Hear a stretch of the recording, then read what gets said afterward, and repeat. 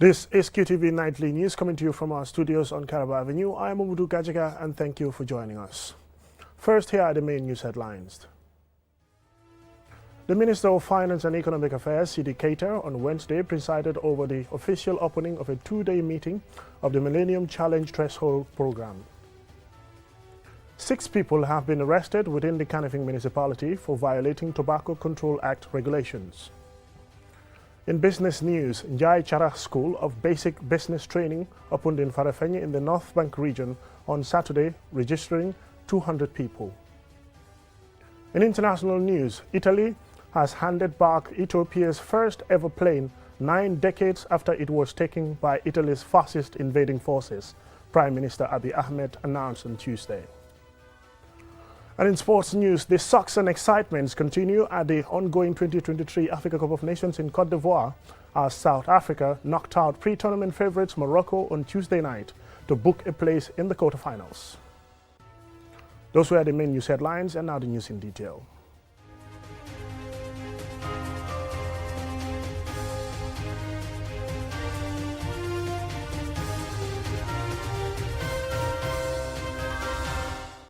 Welcome and thank you for joining us. This is QTV News.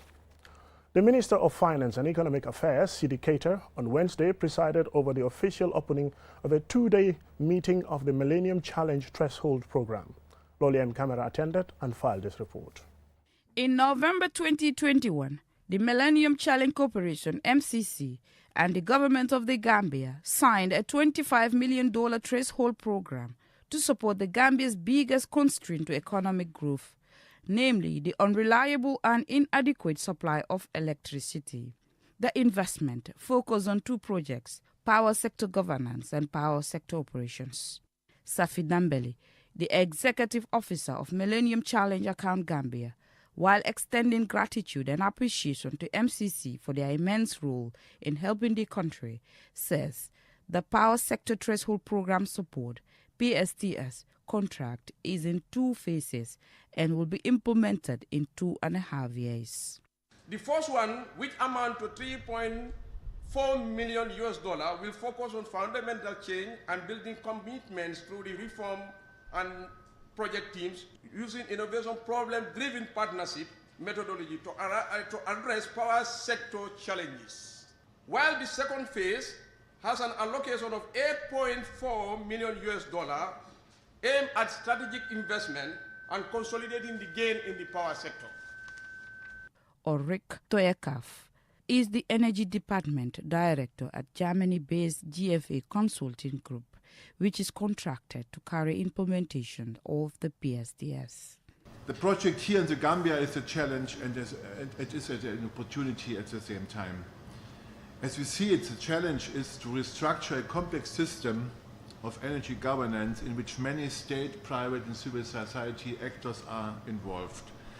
Sharon L. Krumah, the U.S. ambassador to the Gambia, reveals that the U.S. government, through the MCC Threshold Program, is committed to partnering with the Gambia to achieve its dual goals of providing universal energy access by 2025 through renewable energy, including solar sources, and helping the country meet its nationally determined contributions to reducing greenhouse gases.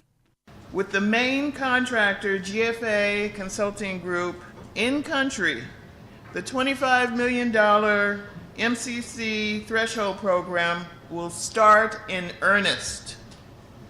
This work will improve the governance and operational capacities of the power sector, which will ultimately increase access to reliable electricity throughout the Gambia. The Minister of Finance and Economic Affairs, C.D. Keita, on behalf of the Minister of Petroleum and Energy, highlighted that the United States is a true partner to the Gambia and that their intervention in the economy is across a range of sectors.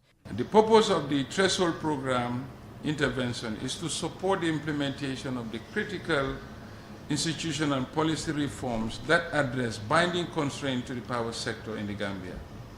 Therefore, the program is linked to the government's energy roadmap, which is focused on His Excellency President Barrow's target of achieving universal energy access by the end of 2025. As they engage in this 2-day technical session of the meeting and the contract implementation thereafter, Minister Keita urged stakeholders to remain focused and dedicated to the task at hand for the benefit of all. QTV News, Loliam Kamar. 6 people have been arrested within the Kanifing municipality on Tuesday by the Tobacco Control Act Enforcement and Regulation Task Force. Loliam Kamar accompanied the team, and this is our report. The Tobacco Control Act came into force in December 2018, bringing into immediate effect bans on smoking in public places and tobacco advertising, promotion and sponsorship. The Ministry of Health, in partnership with other stakeholders, is continuing its efforts to enforce the law and regulations. The police commissioner at Kanifing, Pate Jallo, briefed security personnel before the operation. The operation started along Kairava Avenue, and at Kairava Shopping Center, the manager notified the team that he has not sold tobacco products for the last 2 years following the government's announcement of restrictions. At Al-Vihaj supermarket in Westfield, officials found cigarettes for sale but not on display to the public. Eden supermarket, also at Westfield, was also visited and found not to be selling cigarettes. At Serekunda Market, shops were randomly checked, and those found with open cigarette packets, suspected of selling them as single sticks, were taken to the Serekunda police station for questioning. The operation ended in Bakote. In total, 6 people were arrested by the task force for Tobacco Control Act violations. Sefo Singate is the senior program officer, the Ministry of Health's non-communicable disease unit. We usually go out on quarterly basis, the whole tobacco control team and the tobacco monitoring and industry monitoring unit of the program of the unit to go and enforce provisions of the Act. We know there are several provisions of the Act, and key among those provisions is the sale of tobacco packs in single sticks and display of tobacco products. Mr. Singate further stated that the exercise, which started last week, is nationwide and explained some of the specific provisions in the Act. One is the public smoking provision. We are looking at that. We are also looking at the sale of single sticks. That is those that open the packs and sell them in open sticks. Few of the places that we visited, we found those shops still doing it. And they are currently with the police officers at the Serekunda police station. They are being cautioned and a charge file is being prepared for them. We also looked at the graphical warnings, that is pictures of tobacco packs, and we also looked at display of tobacco products at points of sales. Mr. Singate explains what will happen to those arrested. The law will take its course because we have been in this operation for many years now, and no shopkeeper in the country will be able to say, I don't know about this law.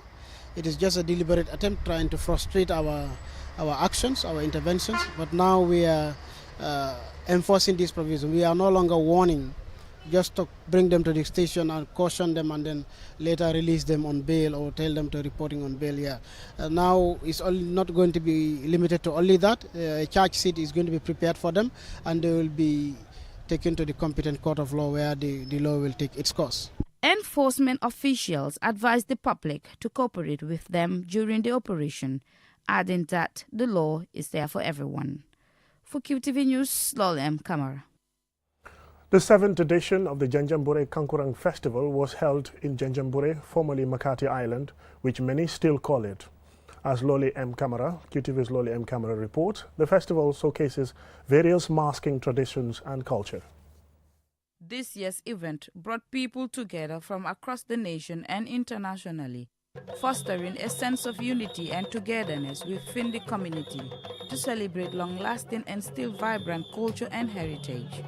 The 2-day event witnessed spectacular performances by the different groups that traveled from within CRR and beyond. During the opening ceremony, the chairman of the Janjanbureh Kankurang Festival Organizing Committee, Mohammed El Sedikan, highlighted the crucial role the festival plays in preserving cultural heritage as well as providing a platform where traditional artists, crafts, and other cultural expressions are showcased. We create an opportunity for our visitors to take part actively, to know what is unique about Janjanbureh and of course what is unique about the Gambia culturally.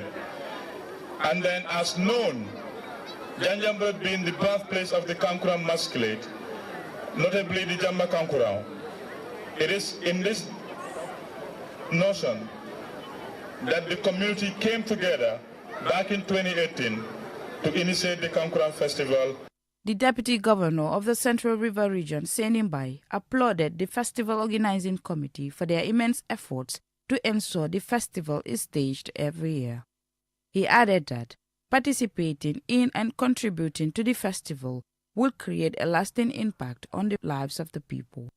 The festival helps to boost the local economy of the town as it attracts visitors and tourists from within and outside the Gambia. These benefits local businesses, including food vendors, artisans, hospitality services. The National Assembly member for Janjanbureh, Honorable Omar Jammeh, outlines some of the good things the festival brings to the town. It has created a lot of opportunities, more especially among the young people and as well as the women who are also participating in small-scale enterprises. Sanabi Jaju, head of the Department, Literature and Performing at the National Center for Arts and Culture, NCAC, and Lamin Jaju, Senior Program Officer for the United Nations Educational, Scientific and Cultural Organization, UNESCO-NATCOM, respectively, are both stakeholders of this event. For us at the NCAC, we really value this festival, and that is why, again and again, since the, inception, I wouldn't say, in 2018, this is the second time we are here. And I can really say that this festival is a successful experiment for community-based initiatives. The trees that are used to dress up the Kankurang are all being felled in the forest. So there is a need for people to regenerate the forest so that the Kankurang culture can be, we can strengthen it. Festivals are an essential part of community life in promoting cultural cohesion, social interaction, and a sense of belonging. They also contribute to the overall well-being and resilience of communities by celebrating their unique identities and creating cherished memories that bind people together. To keep TV News slowly and come. We'll now go for a commercial break, and when we return, we'll still have some more business, international, and sports news stories. Do stay tuned. Step into the Espas Motors showroom for your luxurious name brand vehicle. Located along the Bertil Harding Highway, Espas Motors is the Gambia's authorized dealer for Chery, Kia, Ford, and now we bring you the new Peugeot Model 3008 SUV. 18-inch alloy wheels, 216 inches high ground clearance, keyless entry system, start and stop button, rear parking assistance system with reverse camera, adaptive cruise control with speed limit, LED daytime running lights, front and side airbags, 8-inch HD touchscreen. Not to forget our exquisite Peugeot Landtrek double cabin pickup with 2.1-liter diesel engine, 6-speed manual transmission 4x4, hill descent control, LED daytime running lights. Espas Motors, the authorized dealer for Peugeot. Visit us today or call us on 35-22-222 or 353-4444. The future is now with QCell's 5G network. Experience speeds like never before with our new 5G Rocket Fixed Internet plan. Get speeds from 10 Mbps to 100 Mbps. Your 5G-enabled devices. Walk into QCell headquarters to get one of our 5G routers and experience the true feeling of 5G. Only with QCell. QCell brings you the future. Tech, innovation, incredible speed. The future is now. For more information, call our customer care on 111. QCell, Sunyapus. We innovate, others follow. Terms and conditions apply.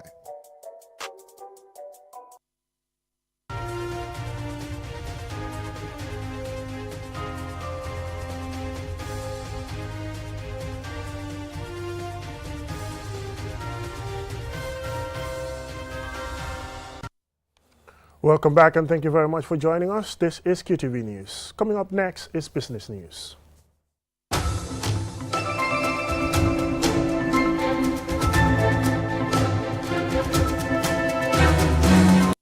Njai Chara School of Basic Business Training opened in Farafenni in the North Bank region on Saturday, registering 200 people to be trained in basic business and entrepreneurship skills. Babakar Sise has more. The opening of the Farafenni school comes just a week after nearly 500 women were registered in Basse in the Upper River region to be trained in basic business and entrepreneurship skills. The latest Farafenni event is a testimony to Njai Chara World Market's resolve to transform the lives and livelihoods of aspiring business entrepreneurs in the country. Motsar, CEO of Njai Chara World Market, explains why he established the School of Basic Business Training in rural Gambia. Farafenni ci Gambia la bokk, Basse ci Gambia la bokk. Farafenni and Basse are both part of the Gambia. I want them to benefit from this business because we have customers in these towns who travel to Serekunda to buy from us. That is why we are here. I don't make a lot of profit in this business, but I have trust in God and I'm happy helping people. I want to collaborate with the government to help people. Mayor Amin Yang, the PRO of Njai Chara World Market, highlights some of the achievements of Serekunda women entrepreneurs. Jangal na more than 700 jigéen yoo xam ne Serekunda. Njai Chara World Market Foundation and Business Enterprise has trained more than 700 women in Serekunda, and all of them are benefiting from the business. After the training in Serekunda, we were able to sell and save over $2 million. So we are in Farafenni to train women on how to do business. We call on the Gambia government to support Njai Chara.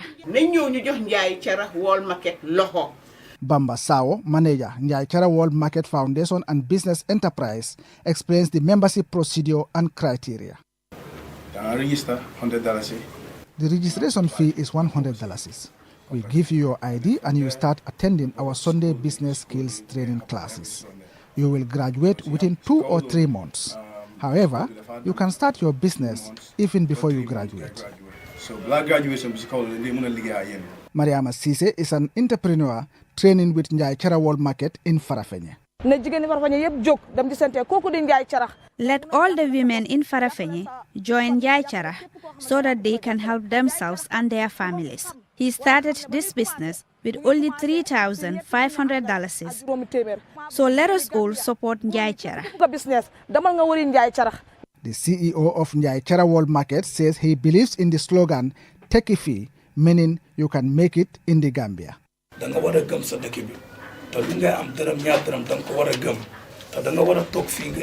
Believe in yourself and your country and stay here and work to earn a living. That is why we are training people. Some people think it is only in Europe that one can make it. I have never been to Europe. I only went to China once. I am confident that if I train 1,000 people, at least 600 will adhere to my advice. And this business training will discourage youths from taking the so-called backway journey. Njai Chara School of Basic Business Training has trained and empowered over 1,200 women in basic business and entrepreneurship skills. According to Njai Chara World Market officials, the foundation aims to collaborate with the International Organization for Migration, IOM, to train and find employment for 1,000 so-called backway returnees in the Gambia. Babakar Sise, QTV News. From business news, now to international news.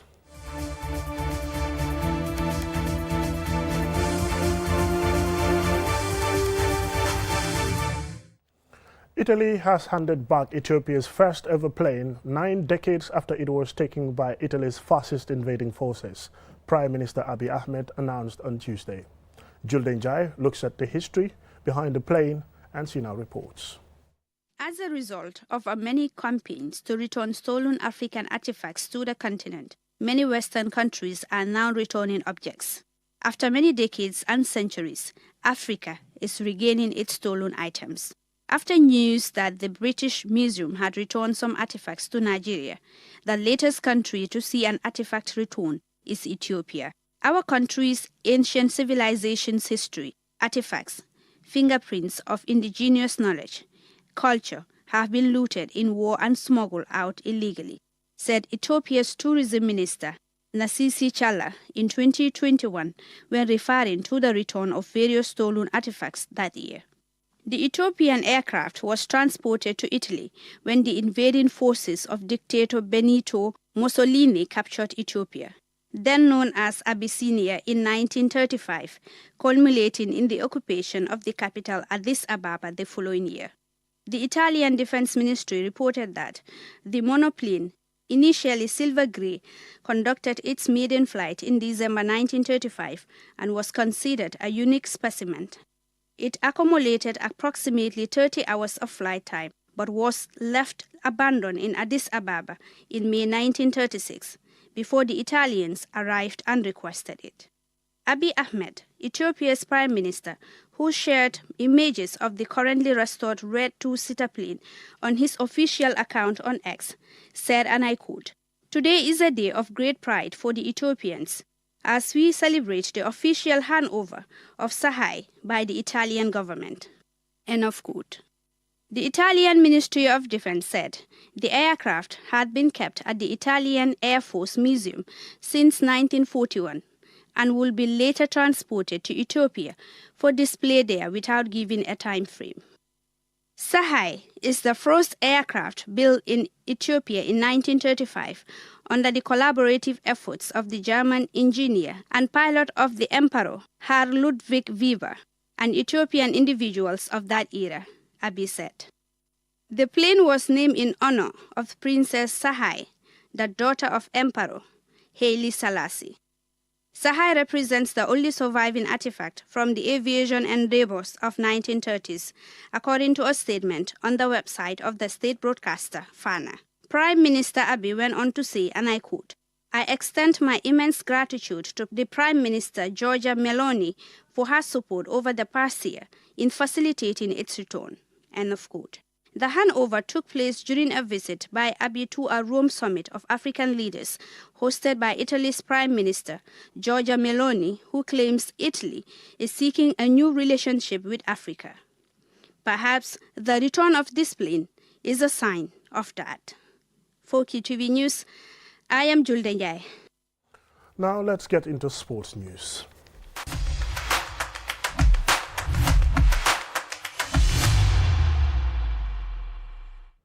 The success and excitement continue at the ongoing 2023 Africa Cup of Nations in Côte d'Ivoire.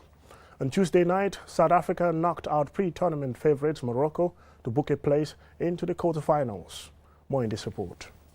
South Africa, ranked 12th in Africa, stunned Morocco, Africa's FIFA-ranked #1 team, with a 2-0 victory in San Pedro, knocking the World Cup semi-finalist out of the Africa Cup of Nations at the last 16 stage. Evidence Magopa and Teboho Mokhena scored excellent second-half goals to give Bafana Bafana a famous victory over a Moroccan side that saw star player Ashraf Hakimi miss the late penalty and finish with 10 men after Soufiane Amrabat was sent off after a VAR intervention.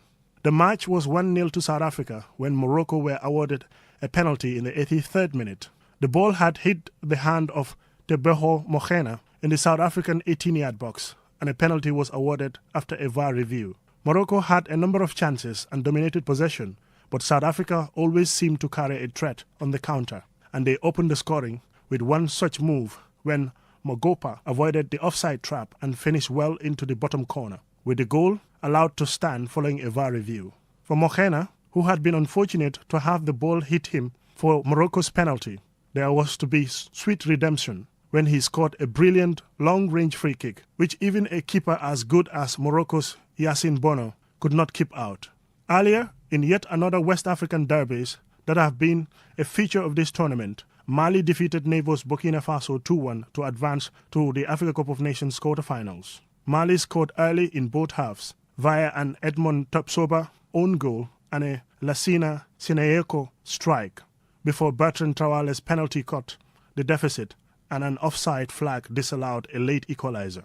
Despite the fall of several big names, the final 8 comprises 4 teams that have previously won this competition, namely host Ivory Coast, Nigeria, South Africa, and DR Congo. The 4 that have not previously won this trophy are Cape Verde, Mali, Angola, and Guinea. Yet again, there is a strong West African representation, with 5 of the final 8 being from that region. No North African team made it through to the last 8. And for the 7th consecutive AFCON, the defending champions failed to make it past the round of 16.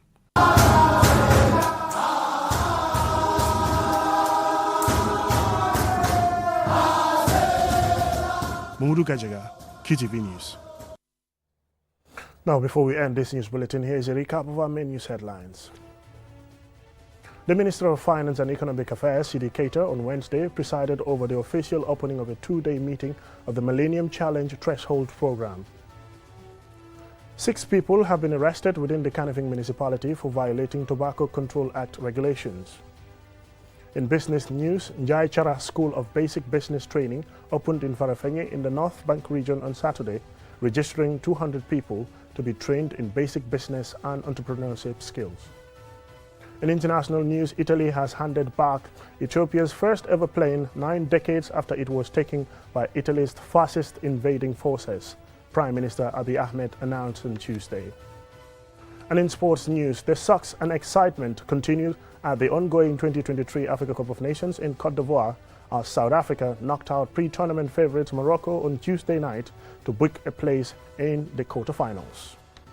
That's all in this edition of the news. Thank you very much for watching. Join us again at 10 for another bulletin.